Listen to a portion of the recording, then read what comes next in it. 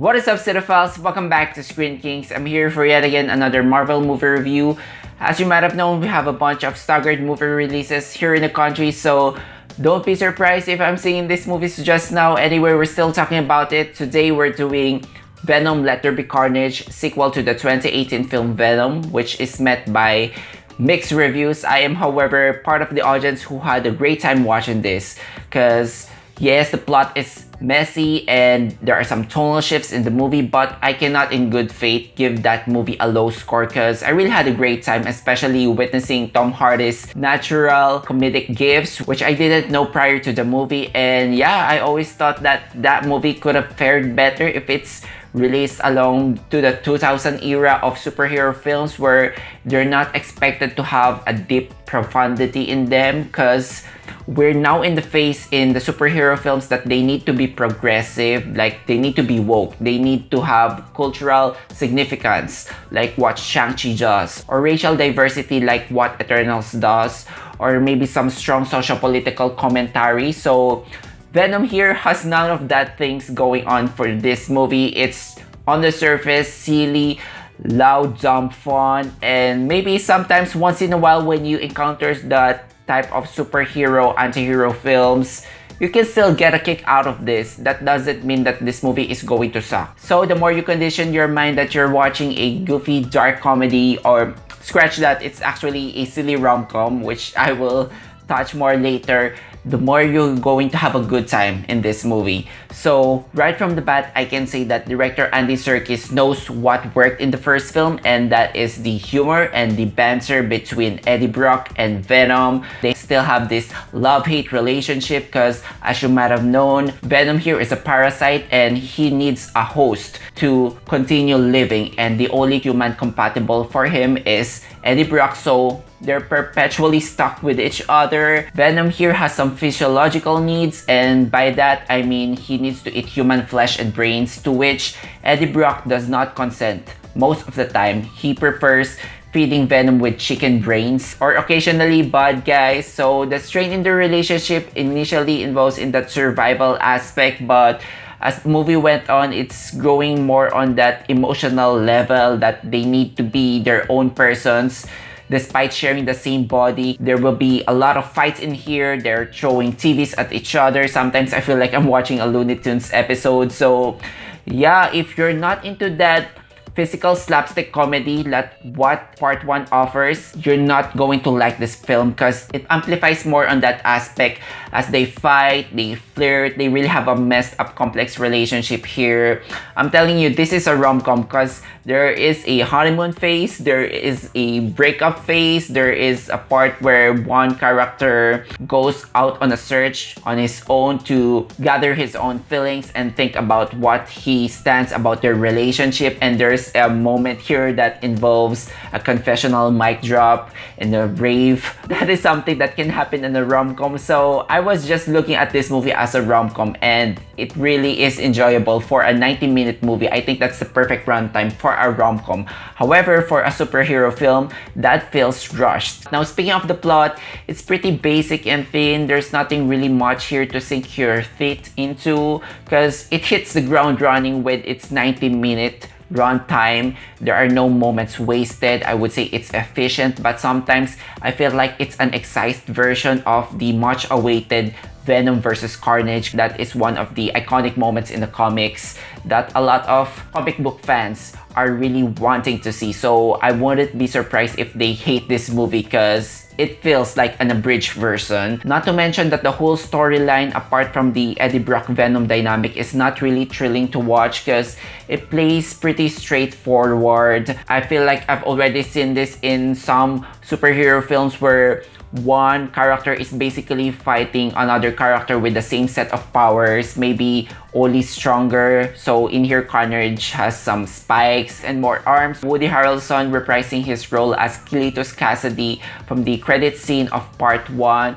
They basically switched his wig here from a curly one to a more natural looking one, but they can't fool us. We know that Woody Harrelson is bald.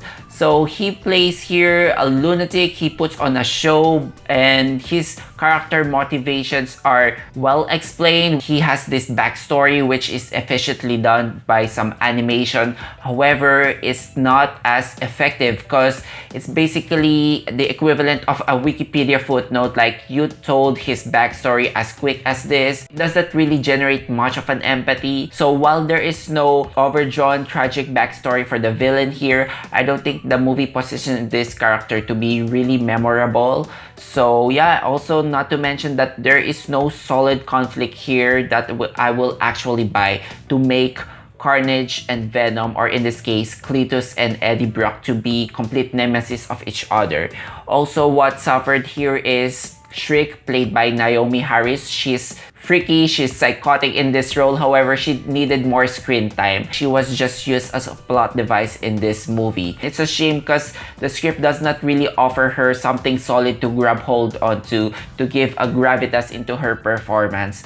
Also, Michelle Williams is here as the ex-girlfriend of Eddie. Same role again as the only person who can understand the relationship of Eddie and Venom. There's also a police character here named Officer Mulligan, played by Stephen Graham, who is essential to the plot. I felt like the movie could have used the extra 30 minutes to develop the backstories of these secondary characters, or just increase the level of engagement or the scenes shared by Tom Hardy here, because I felt like this is again an abridged version of what the story should be, because the editing comes off at times. You can feel that they cut some of the scenes to fit into a 90-minute runtime. Anyway, Tom Hardy is amazing and hilarious in this role, just like in the first film.